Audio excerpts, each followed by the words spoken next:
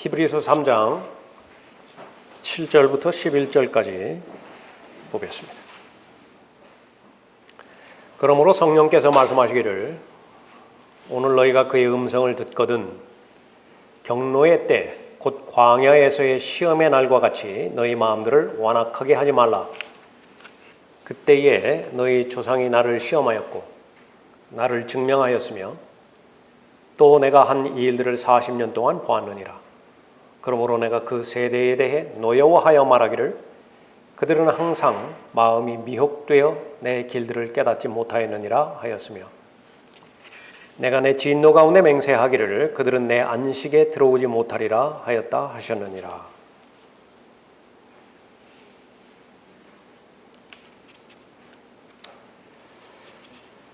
자, 경고의 말씀을 주시는데요. 하나님의 목표는 이 히브리인들에게 마련해 주신 안식에 들어오기를 원하시는 것입니다. 그런데 그 예를 구약에서 가져오시면서 경고를 주시는데 신약의 예가 아니에요. 구약의 예입니다. 구약하면 유대인의 경륜이죠. 그러니까 유대인들이 가나안 땅에 들어가서 안식을 누릴 수 있는 기회가 있었는데 그 기회를 잃어버렸습니다. 그러니까 그 부분에 대해서 아주 강력하게 경고하고 있는 것입니다. 이 사람들은 종교적인 형식주의에 빠져 있는 사람입니다. 그래서 구약에 이제 조금 이따 살펴보겠지만은 시편 95편을 인용하면서 가장 힘든 것이 마음을 완악하게 하는 믿음 없음의 태도인 것인데 그 부분으로부터 벗어나라 언급하고 있습니다. 읽지는 않았지만 13절 보십시오. 오직 오늘이라고 부르는 동안 매일 서로 권면하여 너희 중 아무도 죄의 속임수에 빠져 완악하게 되는 일이 없도록 하라. 이는 우리가 처음에 확신을 끝까지 견고하게 붙들면 그리스도께 참여한 자가 되기 때문이라. 그리스도의 살과 뼈가 되어지는 데 있어서는요, 처음에 확신을 끝까지 견고하게 붙들어서 되는 것은 결코 아닙니다. 예수 그리스도를 개인의 구주로 믿고 흘려주신 보혈의 공로를 믿으면 단번에 예수 그리스도의 몸 안으로 들어가게 되어지죠. 예수님의 살과 뼈가 되어지는데 본문 말씀에 의하면 전혀 다른 대상인 것을 알 수가 있습니다. 이 사람들은 처음의 확신, 그것도 중요합니다. 처음에 잘 믿어야 되죠. 그러나 그것만으로 부족하고 끝까지 견고하게 붙들어야 돼요. 그러면 약속이 주어지는데 그리스도께 참여한 자가 된다라고 언급하고 있습니다. 어려운 부분이지만은요, 잘 올바로 나누어서 이것은 교리적으로 그리스도인에게 주신 말씀이 아니다라고 하는 사실을 우선적으로 알아야 됩니다. 설명 보십시오. 여기서 히브리서 기자는 일정 기간을 견디는 약속에 대해 구약에 있던 한 사건을 예로 들면서 설명하고 있다. 그렇게 언급하고 있죠. 6절을 강조하기 위해서, 6절을 계속해서 설명하기 위해서 지금 7절이 언급하고 있습니다. 6절에 그리스도는 자기 자신의 집을 맡은 아들이니 만일 우리가 우리의 확신과 소망의 기쁨을 끝까지 굳게 붙들면 우리가 그의 집이라. 그러니까 우리가 그의 집이라 그렇게 말씀하셨을 때 그리스도인은 한 번 들어가면 영원히 그의 집이 되는 것이죠. 그러나 여기에 있는 특정한 사람들은 마찬가지로 만일 조건이 따라야 되는데 우리가 확신과 소망의 기쁨을 끝까지 굳게 붙들어야 돼요. 여기서 말하는 끝이라고 하는 것은 항상 개인의 일생의 끝이 아니라 어떤 특정한 일정 기간의 끝을 말하는 것이죠. 본문에서는 대환란 끝을 말하는 것입니다. 그래서 그 6절에 대해서 확증하기 위해서 이 말이 진리를 나타내는 명제임을 확증하기 위해서 구약의 예를 들어서 설명하고 있죠. 그 예는 바로 출애굽 사건입니다. 모세의 인도로 출애굽해서 광야에서 40년 동안 지냈던 사건이죠. 그러면 이 약속의 땅에 들어가기 전에 일정 기간이 있죠. 40년에 해당되는 광야 기간입니다. 이것은 무엇을 예표하는 것이냐? 천년 왕국에 들어가기 전에 일정 기간에 대한 모형이에요. 가나안 땅에 들어가는 실제적인 민족은 이스라엘 민족입니다. 교회가 들어가는 것이 아니죠. 마찬가지로 천년 왕국에 실제로 들어가는 민족은 유대인이에요. 그래서 약속의 땅은 천년 왕국을 보여주는 그림이다라고 하는 것입니다. 그 밑에 내용은요, 이 부분을 영적으로 적용하는 것은 좋은데 교리적으로 잘못 적용했을 때의 폐단입니다. 그러면 어떻게 이 많은 사람들이 이 출애굽과 광야와 가나안 땅으로 들어가는 것을 잘못 적용하는 것인가? 그 죄인의 구원과 성도의 생활에 적용을 시키는 거예요. 그래서 홍해를 건너는 것은 죄인이 구원받는 것으로 적용하고요. 광야 생활은 구원받은 성도들의 신앙 생활로 본다. 또 여러 가지 고난과 시험을 당하면서 영적 전쟁을 겪는 것으로 설명한다. 교리적으로 오는 것인가? 옳지 않아요. 왜 그렇습니까? 6월절을 지나서 홍해를 건너왔죠. 그것을 만약에 구원받은 것으로 적용한다고 한다면 광야에서 얼마나 많은 사람들이 죽어 넘어갔습니까? 광야에서 얼마나 많은 사람들이 죽어서 지옥에 갔어요. 그러면 구원받은 성도가 성도의 삶의 게을리함으로 인해서 그 사람이 몸의 멸망뿐만이 아니라 혼이 지옥에까지 갈 수 있는 것인가? 그건 절대로 적용될 수 없는 것입니다. 그런 부분을 말하는 것이죠. 광야 40년을 지낸 유대인들 중에 많은 사람이 하나님을 대적했죠. 그 결과 많은 사람들이 끝까지 견디지 못하고, 여기서 말하는 끝은 어느 기간입니까? 가나안 땅으로 들어가는 기간. 견디지 못했다고. 견딘 사람은 여호수아와 칼렙이 견뎠어요. 20세 미만의 어린아이들만 견뎠죠. 칼렙과 여호수아를 제외한 20세 이상의 그 세대들은요, 끝까지 견디지 못한 것입니다. 떨어져 나갔죠. 하나님께서 약속하신 안식의 땅에 들어가지 못한 것입니다. 그러나 이 시대에 거듭난 그리스도인들은 아무도 하나님의 은혜에서 떨어져 나갈 수 없죠. 구원받았다 하더라도 많은 시험을 받고 믿음 생활, 신앙 생활에 있어서 퇴보할 수도 있습니다. 심지어 타락할 수도 있어요. 그렇다 하더라도 결코 구원은 잃어버리지 않습니다. 그러나 본문 히브리서 3장, 4장, 6장 계속해서 기록된 것은 구원을 잃어버릴 수도 있다. 그래서 교리적으로 다르다라고 하는 사실을 우리가 잘 알아야 되는 것입니다. 자, 출애굽의 여정은 예수 그리스도의 재림과 더불어서 천년 왕국의 안식의 땅으로 들어가는 미래 사건의 모형이라 그랬습니다. 시편 78편에 보면은요, 출애굽의 모든 그 여정들, 구약의 역사, 그것이 비유라 그렇게 언급하고 있습니다.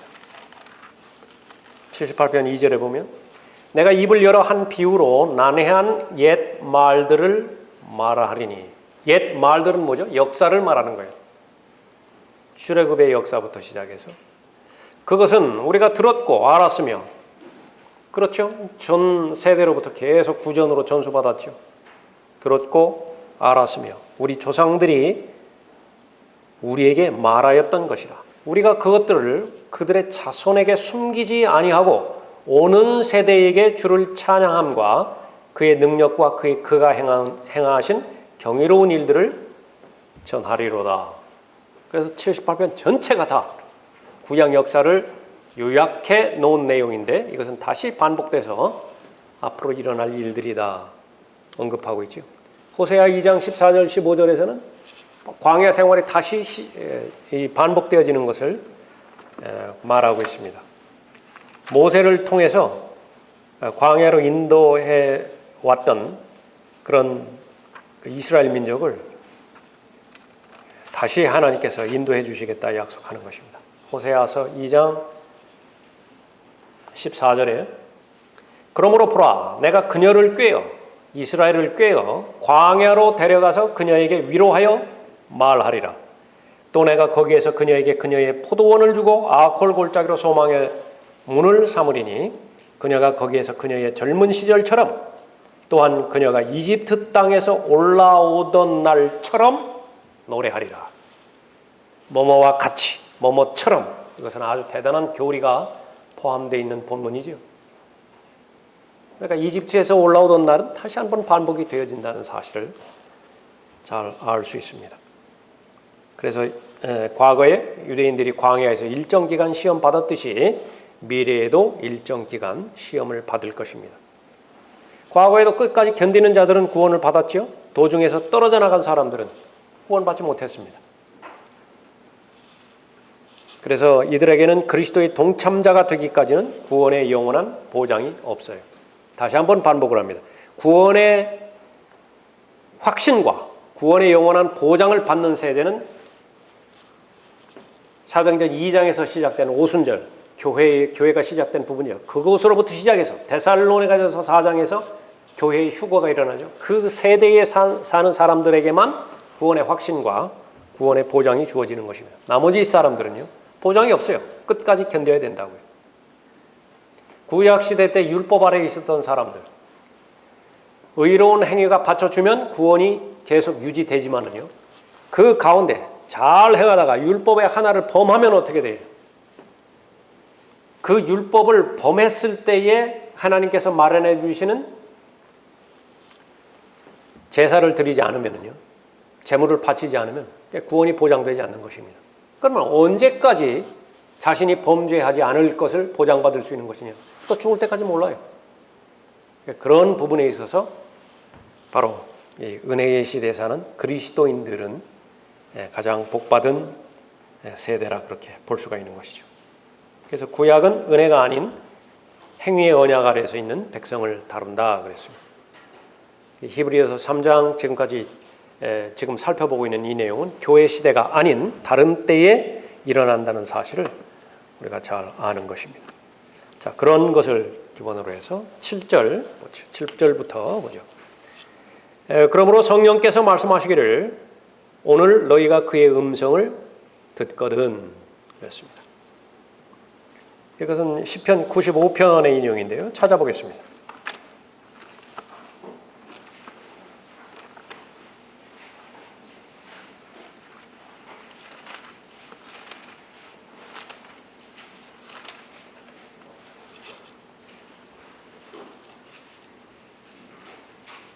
(7절입니다)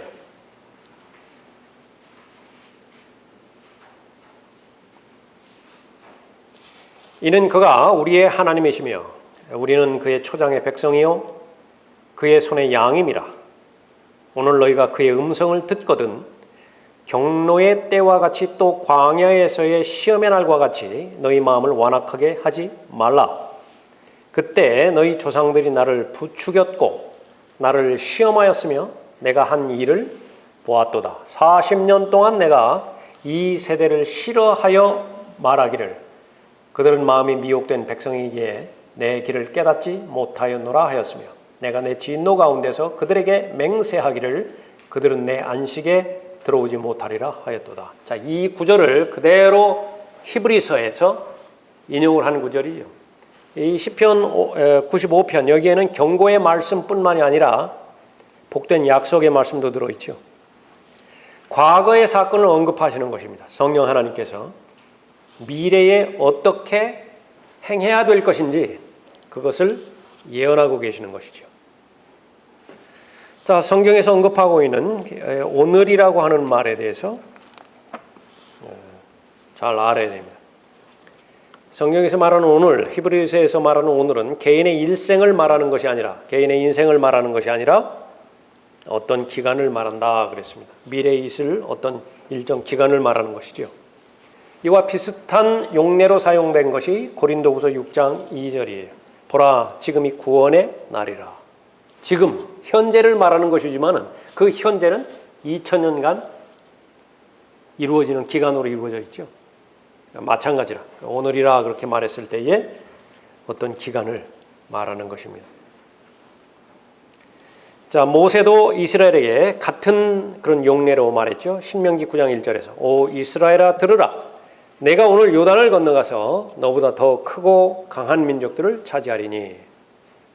이 오늘이라고 하는 말을 썼는데 이 날이 어떤 날을 가리키든지 간에 본질은 무엇이냐? 어떤 일정한 기간을 말한다 그랬습니다. 개인의 삶의 기간을 말하는 것이 아니라 그랬죠.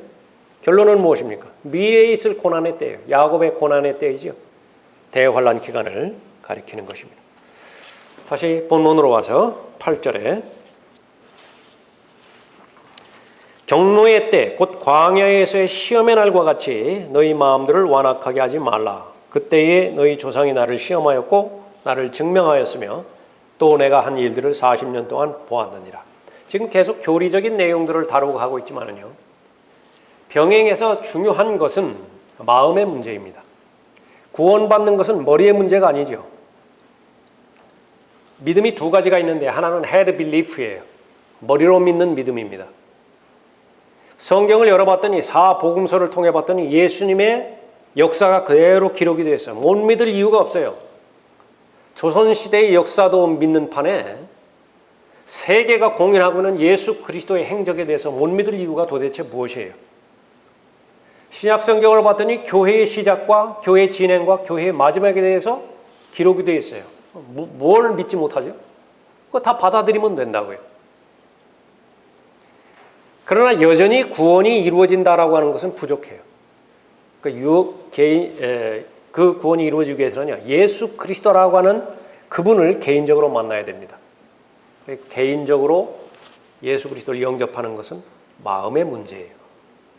그래서 이 머리로 믿는 것은 마귀들도 다 믿는다고 그랬죠. 마귀들도 믿고 떨어요. 하나님의 한 분 계시는 것을. 마귀가 구원받지 못한 것은 분명한 사실이죠. 그 이후로 구원받은 이후에도 계속 믿음이 형성되는 것이냐? 그러면은 지식에 근거하는 것인데, 그래서 구원받은 다음에 제일 많이 강조한 것은 성경에 강조하는 거죠. 지성을 사용하라. 지성을 덮어놓고 믿지 말라라고 경고하는 것입니다. 덮어놓고 믿는 것은 마귀의 계략에 일조하는 것이에요. 지식이 없으면 형성될 믿음이 없어요. 그래서 왜 그렇게 씨 뿌리는 자의 비유 등을 포함해서 말씀을 강조하겠습니까? 그건 말씀이 없으면 지식에 근거한 믿음이 형성되지 않기 때문에요. 그러면 그 사람은 어떻게 되면 기분으로만 살아요. 교회를 10년 다녔건 20년 다녔건 기분으로만 반응하는 사람인 것입니다. 기분이 좋을 때는 찬송하지 못할 이유가 뭐가 있어요? 기도가 절로 나오죠. 왜 못하겠어요? 그러나 감정이 따라주지 않을 때는요, 얼굴만 굳는 것이 아니라 마음까지도 완악하게 굳어져 버리는 것이. 그것은 표현하지 않는 것은요, 하나님께서 분명히 베풀어 주셨음에도 불구하고 하나님께 대해서 표현하지 않는다. 감사에 표현하지 않는다. 그것은 하나님 부인하는 것입니다. 하나님 부정하는 것이에요. 그래서 실질적인 무신론자가 그때는 돼버린 거예요. 구원 받았다 하더라도. 그러니까 마음의 문제예요. 그러니까 마음을 지켜야 됩니다. 그래서 항상 자신의 골방에서 자신의 영적 상태를 유지하는 것이 있는데, 내가 마음으로 다하여 하나님을 사랑하고 있는 것인가? 지성을 다하여 하나님을 사랑하고 있는 것인가? 뜻을 다하여 힘을 다하여 하나님을 사랑하고 있는 것인가? 모두가 다 마음에서 일어나는 일들이에요. 그러니까 이것이 완악하게 되어진 상태에서 이 히브리인들에게 주는 경고처럼요, 얼마든지 종교 형식주의로 흘러갈 수 있어요. 그러니까 믿음의 대상이 바뀌어져 버립니다. 믿음의 대상이 살아계시는 분, 온전하게 하시는 분, 하나님의 아들이신 주 예수 그리스도였는데요, 그것이 온전한 믿음의 상태였었죠. 바뀌어져 가지고 자기를 믿어버려요. 그 자기를 믿는다라고 하는 무엇이냐? 일요일 날 교회 가거든요. 성경에 대해서 부인하지 않아요. 필요한 거 있으면 기도도 한다고요. 그렇지만 그것이 완전한 종교 형식주의로 빠져버리는 거예요. 완악하게 된 거예요. 그런데 자신이 몰라요. 내 마음에 완악하게 되어 있는지를 모른다 그 말이죠. 그러니까 항상 우리는 생각해 봐야 되는 것이에요. 마음에 대해서 평가해 볼 때 내가 거짓말하는 죄를 짓지 않는 것인가? 나는 도둑질하지 않았는가? 나는 게으르지 않았는가? 이런 하지 말아야 될 죄들에 대해서만 자신을 점검하지 말고, 그것은 구원받지 못한 사람들도 심지어는 안 하는 것들도 많아요. 그렇지 않습니까? 여러분들도 한두 사람은 경험해 볼 사람들이 주변에 있을 법칙해요. 교회는 안 다니지만은 본받고 싶은 사람이 있다고요. 그것도 심지어 인격적으로도 나보다 탁월한 사람도 얼마든지 있을 수 있다고요. 그것은 별 문제가 안 돼요. 하나님 보시기에 그거는 not bad이에요. 그냥 나쁘지 않은 것뿐이에요. 그렇다고 해서 하나님께서 영광 받으실 뭐가 없다고요. 여러분이 도둑질 안 하고 거짓말 안 하고 그래서 하나님께서 영광 받으시는 거예요? 아무 관계가 없어요. 하나님께서 영광 받으시는 것은 성령 안에 있는 의와 화평과 기쁨이 여러분의 마음을 가득 채워야만 하나님은 기쁘시게 하고 하나님께 영광을 돌릴 수 있죠. 그것이 적극적인 상황이에요. 그러니까 내가 내 자신을 살펴봤을 때 내 마음의 상태가 꽉 차 있는가, 비어 있는가만 확인하지 마시고요. 더러운 것들 그거 다 제거해서 비어 있다, 이것만으로 만족하지 말고, 그것은 아무 일도 일어나지 않아요. 내 마음이 충만하게 채워져 있어야 돼요. 하나님의 것들로, 또 성령 하나님의 일들로. 그러니까 그 말입니다. 8절 다시 보십시오. 경노의 때 광야에서의 시험의 날과 같이 너희 마음들을 완악하게 하지 말라. 그때에 너희 조상이 나를 시험하였고 나를 증명하였으며 또 내가 한 일들을 40년 동안 보았느니라 언급하고 있죠. 자, 다시 이제 본문으로 들어가서 광야의 날, 광야에서의 시험의 날이라 그랬죠. 지난 40년간을 말하는 것입니다. 이스라엘은 광야에서 하나님을 40년간 여러 번 시험했었죠. 출애굽기 15장에서 22절에 보면, 그러므로 모세가 이스라엘을 홍해에서 인도하니 그들이 술 광야로 가서 광야에서 3일을 갔으나 물을 찾지 못하더라.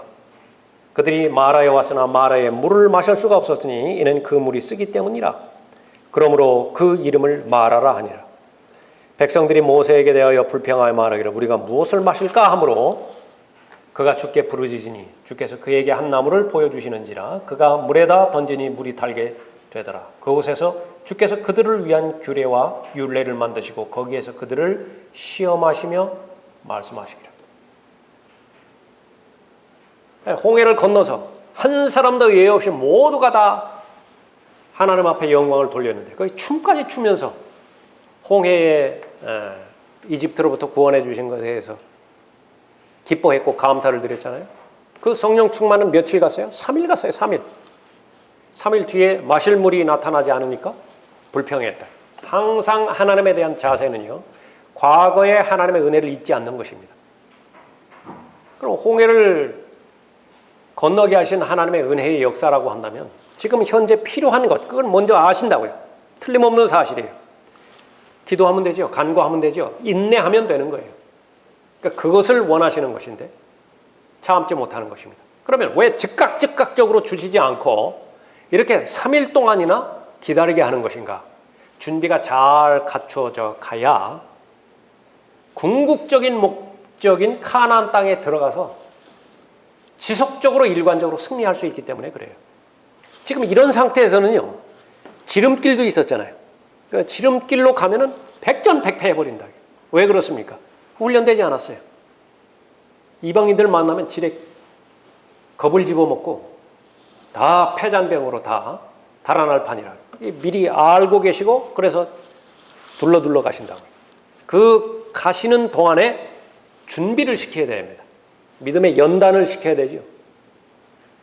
그래서 필요할 때 하나님을 신뢰하기만 한다고 한다면, 하나님을 의뢰하기만 한다고 한다면 믿음이 형성되는 것입니다.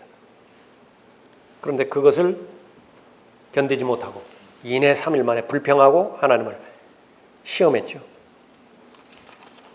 출애굽기 17장에서도 17장 1절에서 이스라엘 자손의 온 회중이 신 광야로부터 그들의 여정을 따라 이동하였고 주의 명령에 따라 르피딤의 장막을 쳤으나 백성이 마실 물이 전혀 없더라.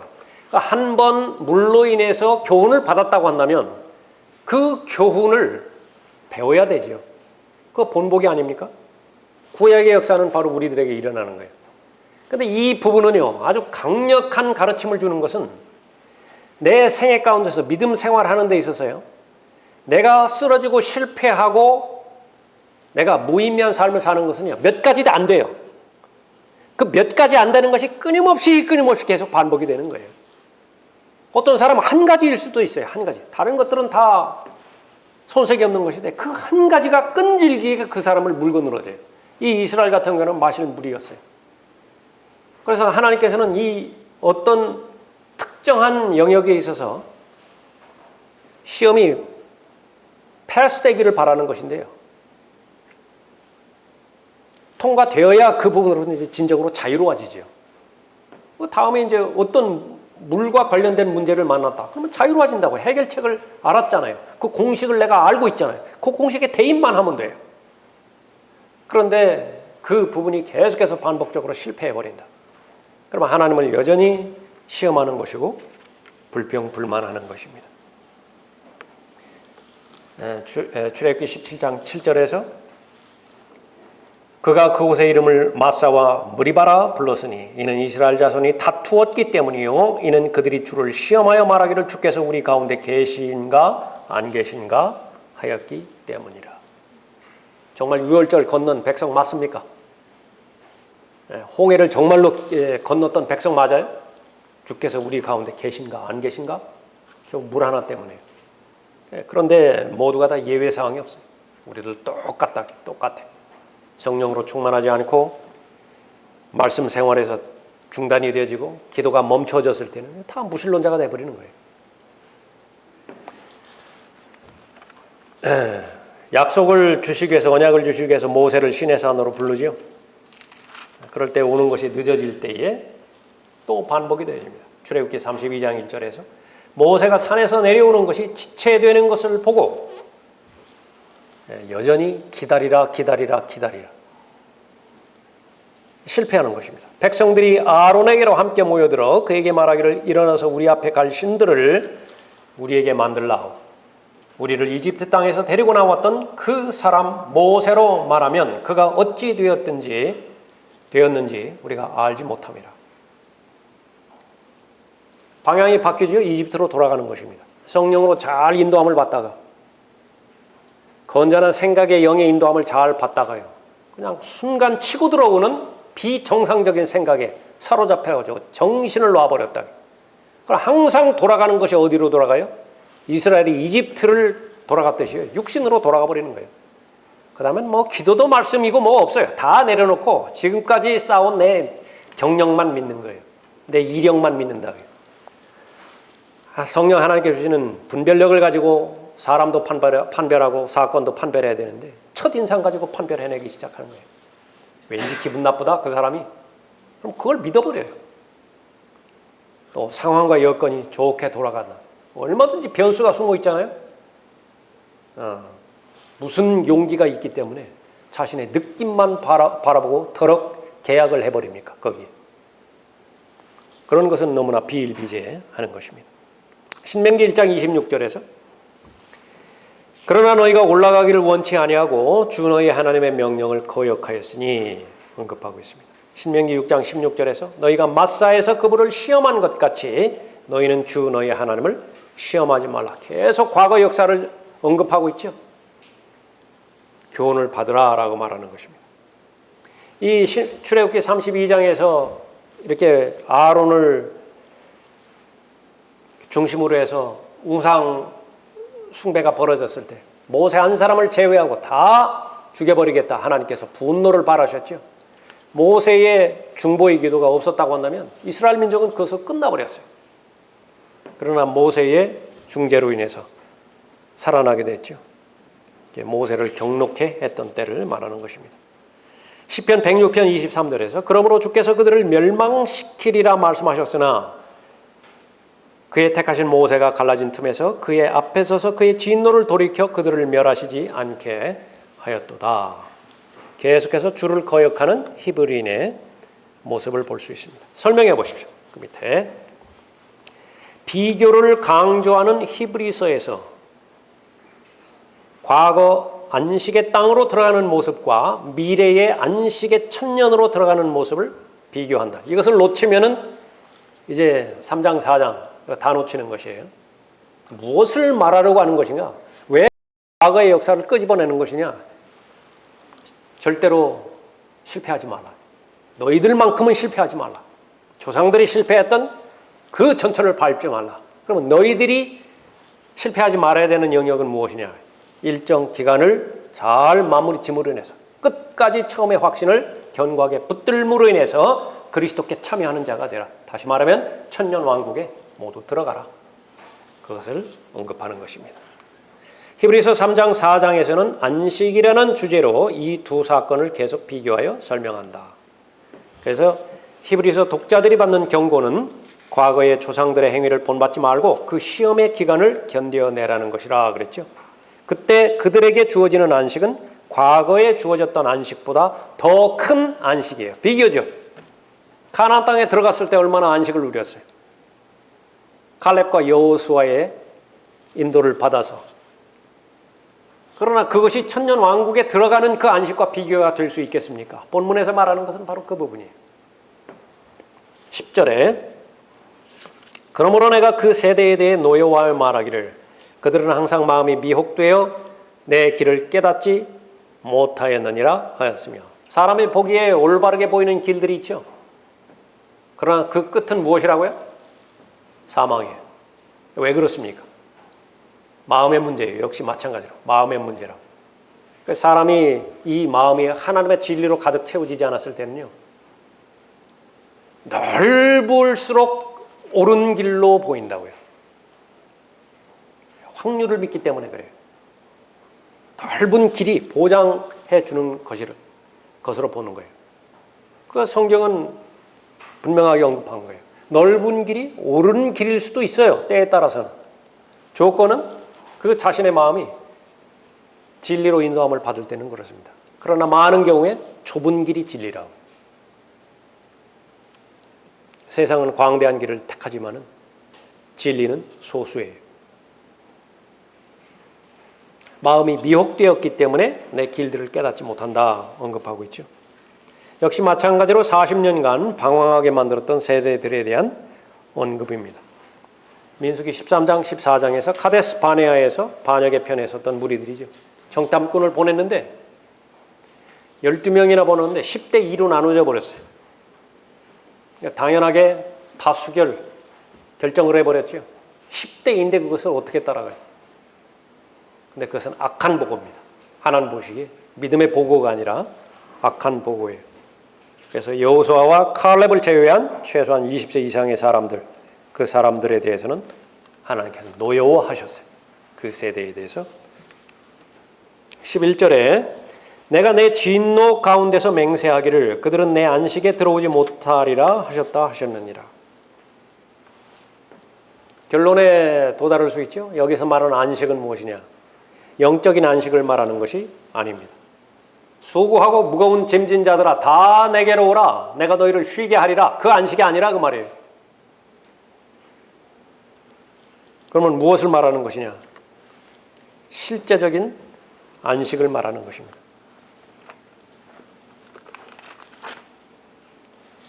민수기 14장 21절에서 보면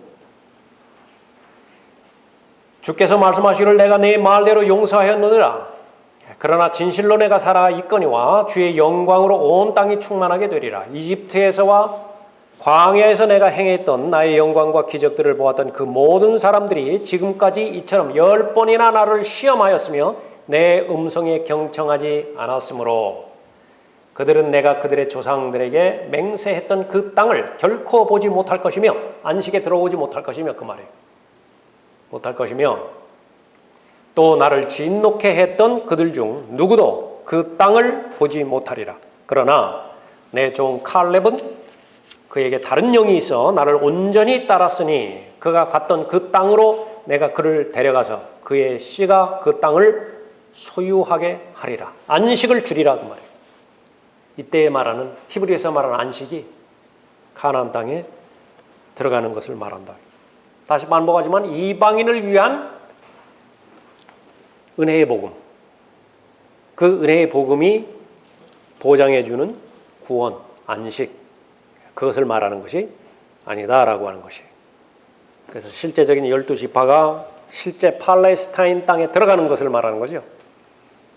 그때에 누리는 안식을 말하는 것입니다. 가나안 땅에 들어가면 뭘 하는데요? 우선 먹을 거 해결되지요. 모든 위험으로부터 해결되지요. 자, 그건 시작이고요. 왜 이스라엘을 불러주셨어요? 그 불러주신 목적을 거기서 실행하는 것입니다. 제사장들의 국가가 되는 거예요. 하나님을 경배하죠. 하나님을 섬기죠. 하나님을 경배하고 하나님을 섬길 때 그 하나님은 무엇하고 계시나요? 통치하신다. 하나님의 나라, 그러면 하나님의 통치를 언급하죠. 하나님의 나라에 들어가게 된 사람들, 거듭나서 들어간 사람들은요, 먹고 마시는 것이 더 이상 목표가 아니에요. 구원받기 전까지는요, 먹고 마시는 것이 목표예요. 그러나 그런 것들은 이방인들의 목표라고 마태복음 6장에서 말씀하시죠. 하나님의 나라는 먹고 마시는 것이 아니라 다만 성령 안에서 의와 화평과 기쁨이라. 그런 것들이 없으면 어떻게 돼요? 누구를 섬길 수 없다고요? 예수 그리스도를 섬길 수 없어요. 그러니까 의와 화평과 기쁨으로 대표되는 성령의 열매가 없이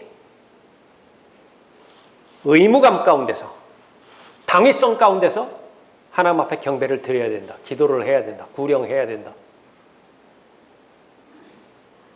그거는 세상이 감당할 수 없는 짐이에요. 짐. 그런데도 꿋꿋하게 하루하루 계속 버텨나가죠. 그것을 성경에서는 무엇이라고 합니까? 나의 의라고 말한다. 예수님의 의가 아니에요. 그냥 내 의 가지고서 막 하는 거예요.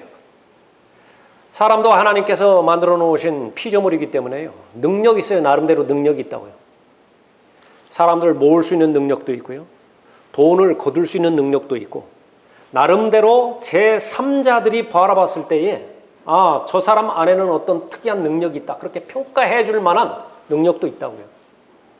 어떻게 분별하겠습니까?